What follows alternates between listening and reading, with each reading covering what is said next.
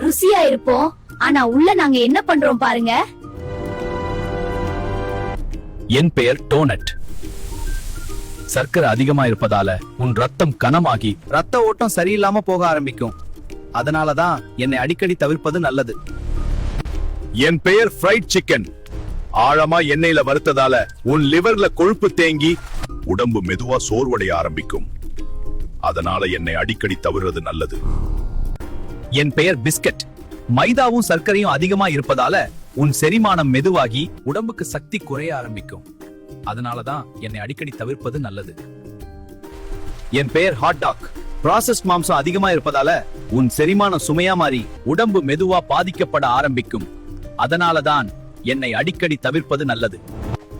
என் பெயர் ஐஸ்கிரீம். சர்க்கரையும் கொழுப்பும் அதிகமா இருப்பதால உன் உடம்பு சமநிலை குலைந்து உடம்பு திடீர்னு சோர்வடையும். அதனாலதான் என்னை அடிக்கடி தவிர்ப்பது நல்லது.